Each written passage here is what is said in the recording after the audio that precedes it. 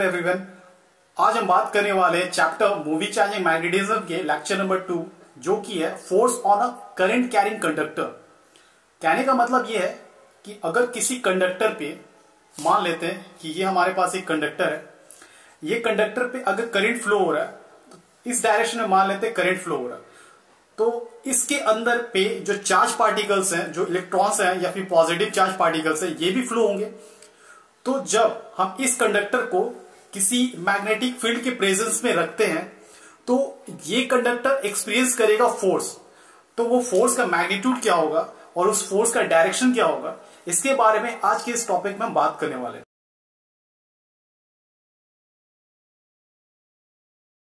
Force on a conductor in uniform magnetic field. किसी conductor को हम जब यूनिफॉर्म मैग्नेटिक फील्ड पे रखते हैं और उस कंडक्टर पे अगर करंट दौड़ रहा है तो वो करंट, वो जो कंडक्टर है वो फोर्स फील करेगा। वो फोर्स कैसा होगा इसके बारे में हम बात करने वाले हैं। तो हमने यहाँ पे एक एल लेंथ और जिसका क्रॉस सेक्शन एरिया ए है, उस कंडक्टर को हमने यहाँ पे मैग्नेटिक फील्ड पे प्लेस किया है। इस तरफ पे ये बी मैग्नेटिक फील्ड है, आई करंट है, वीडी ड्रिफ्ट वेलोसिटी है इस इलेक्ट्रॉन का। क्योंकि यहाँ पे कंडक्टर है, कंडक्टर के अंदर बहुत सारे इलेक्ट्रॉन है, तो मैंने सिर्फ एक ही इलेक्ट्रॉन को यहाँ पे दिखाया है। यहाँ पे बहुत सारे इलेक्ट्रॉन है, ठीक है। तो डीवी ड्रिफ्ट वेलोसिटी से मूव कर रहा और जस्ट इसके ऑपोजिट डायरेक्शन में करंट मूव करेगा, क्योंकि हमें पता है कि जो डायरेक्शन ऑफ करंट होता है that is always opposite to direction of flow of electron. Okay, तो यहाँ पे B is a uniform magnetic field. अगर हम बात करते हैं इस कंडक्टर के अंदर कितने नंबर ऑफ इलेक्ट्रॉन है, तो मान लेते हैं सो n is a number of electron per unit volume, ठीक है। एक यूनिट वॉल्यूम पे हमारे पास जो इलेक्ट्रॉन्स है, फ्री इलेक्ट्रॉन्स है, वो n है। तो टोटल कंडक्टर पे हमारे पास जो इलेक्ट्रॉन्स होंगे वो कितने होंगे, Al, क्योंकि Al ये वॉल्यूम है, ठीक है। तो ये यूनिट वॉल्यूम है, ये पूरा कंडक्टर का वॉल्यूम है। तो ये नंबर्स जो है ये Al ये हमें देता है पूरा कंडक्टर पे जितने इलेक्ट्रॉन्स फ्री है इनका नंबर हमें देता है। ओके, तो यहां से हमें पता है कि जो कभी भी कोई चार्ज अगर किसी मैग्नेटिक फील्ड पे एंटर करेगा तो उस पे एक फोर्स एक्सपीरियंस होगा। वो फोर्स है इतना, F equal to Q V V. V उस चार्ज का वेलोसिटी है और B मैग्नेटिक फील्ड है जिसपे वो एंटर कर रहा है। दोनों के बीच का एंगल 90 डिग्री है। अब एक इलेक्ट्रॉन पे, ठीक है, वन इलेक्ट्रॉन पे जो फोर्स इंड्यूस्ड होगा, ठीक है, वन इलेक्ट्रॉन पे जो फोर्स इंड्यूस्ड होगा दैट वुड बी, एक इलेक्ट्रॉन पे ये क्या है, चार्ज इलेक्ट्रॉन का कितना है, मान लेते हैं minus Q minus E. Okay, और ये क्या है, वेलोसिटी, ड्रिफ्ट वेलोसिटी को कंसीडर करें तो ड्रिफ्ट वेलोसिटी होगा इलेक्ट्रॉन का वीडी इंटू। अब यहां पे ये है force on single electron, then force on total electron. Total electron पे जो फोर्स लग रहा है वो कितना लग रहा है, तो सारे इलेक्ट्रॉन्स पे जो फोर्स लगेंगे वो होगा ये value, that means E electron का चार्ज। टोटल कितने इलेक्ट्रॉन्स है, तो टोटल नंबर ऑफ इलेक्ट्रॉन इतने हैं, NaL।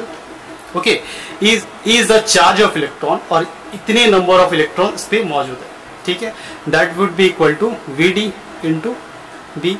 अब यहां से हम, ये एक स्केलर क्वांटिटी है क्योंकि n क्या है, n is a number of electrons per unit volume, ठीक है। ए एरिया, L लेंथ, ये सारे स्टैटिक, दैट मीन्स चार्ज है, स्केलर क्वांटिटीज है। तो इसको, इन वैल्यूज को अगर हम Vd से मल्टीप्लाई करते हैं तो ये आफ्टर दैट ये बनता है, ये एक वेक्टर क्वांटिटी बनता है और यहाँ पे हमारे पास V है, ठीक है। अब हम अपनी प्रीवियस नॉलेज से हमें पता है कि कभी भी inside the conductor, that means current और ड्रिफ्ट वेलोसिटी के बीच का जो रिलेशन होता है ये होता है ANEVD। E is the charge and number of electron per unit volume, A area of cross section, VD drift velocity, I is the current। अब यहाँ पे ये जो है ये ड्रिफ्ट वेलोसिटी ये एक वेक्टर क्वांटिटी है। तो यहाँ पे हम लेंथ से अगर मल्टीप्लाई करते हैं, ठीक है, I को अगर हम लेंथ से मल्टीप्लाई करते हैं, ये कोई कंडक्टर है, ठीक है, ये इसका लेंथ L है, इस डायरेक्शन में करंट फ्लो हो रहा है, ठीक है। तो अगर हम इसको लेंथ से मल्टीप्लाई कर रहे हैं तो इस कंडक्टर को पे जो फ्लो हो करंट हो रहा है, जो करंट फ्लो हो रहा है उसको हम एक पर्टिकुलर डायरेक्शन दे रहे हैं। तो यहाँ पे ये बन जाएगा एक वेक्टर क्वांटिटी, और ये ऑलरेडी हमारे पास है वेक्टर क्वांटिटी, ठीक है। अब यहां से हम देखेंगे हमारे पास करंट का डायरेक्शन और ड्रिफ्ट वेलोसिटी का डायरेक्शन दोनों ऑपोजिट है, क्योंकि ड्रिफ्ट वेलोसिटी इलेक्ट्रॉन का होता है। तो यहाँ पे हम एक नेगेटिव साइन देंगे, और अगर हम मान लेते हैं इसे इक्वेशन ए और इसे इक्वेशन बी, तो इस वैल्यू को आप देख रहे हो, ये पूरा वैल्यू यही है, सेम है, ओके। हमें यहाँ RHS पे भी एक L इंटू करना होगा, क्योंकि LHS पे किए तो RHS पे करना होगा। अब देखिए ये वैल्यू और ये वैल्यू सेम है, तो इस वैल्यू के साथ इसे हम रिप्लेस कर सकते हैं। तो यहाँ से हम इस वैल्यू को रिप्लेस कर रहे हैं और हमें मिल रहा है I क्रॉस B, ओके। तो ये है हमारा मैग्नीट्यूड, ये है हमारा फोर्स का मैग्नीट्यूड जो कंडक्टर पे लगेगा, ओके।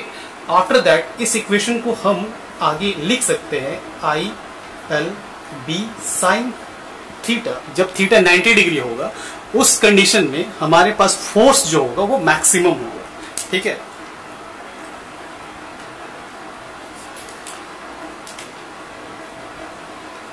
सो यहां से आगे हम बात कर सकते हैं F इक्वल टू BIL। तो ये है मैग्नीट्यूड, ठीक है। ये है, यहां से हम बात कर सकते हैं आगे F इक्वल टू BIL। तो ये है मैग्नीट्यूड, ठीक है। मैग्नीट्यूड किसका?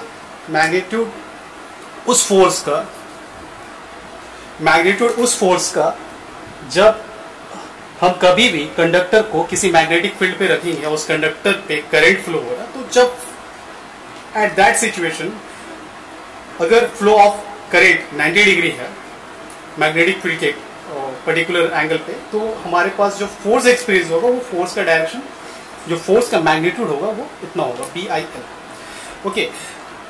अब यहां से हम बात करते हैं कि हमारे पास फोर्स का जो डायरेक्शन है वो कैसे फाइंड आउट करें।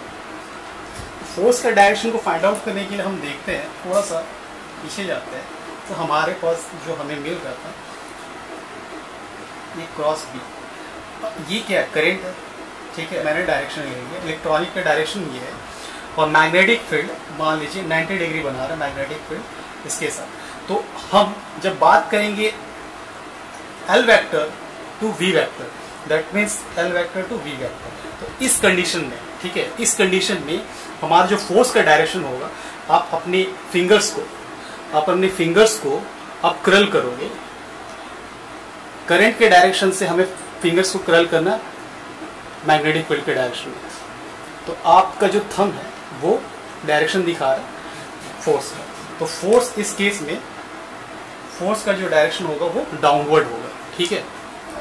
इसी केस को हम आगे सिमिलर लेते हैं। मान लीजिए ये करंट है, ये कन्वेंशनल करंट है,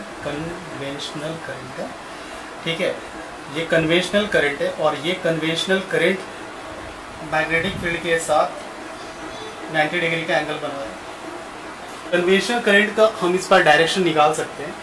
कन्वेंशनल करंट जो होगा I वेक्टर से V वेक्टर की तरफ अगर जाते हैं तो हमें फोर्स ऊपर की तरफ दिखता है। दैट मीन कन्वेंशनल करंट को अगर हम कंसिडर करेंगे तो इसका जो डायरेक्शन होगा ये अपवर्ड होगा, ठीक है। तो इस चीज को हमेशा आप क्लियर रखें कि आप किस चीज को कंसीडर कर रहे हैं, इलेक्ट्रॉन को कंसीडर कर रहे हो या फिर कन्वेंशनल करंट को कंसीडर कर रहे हो, ओके।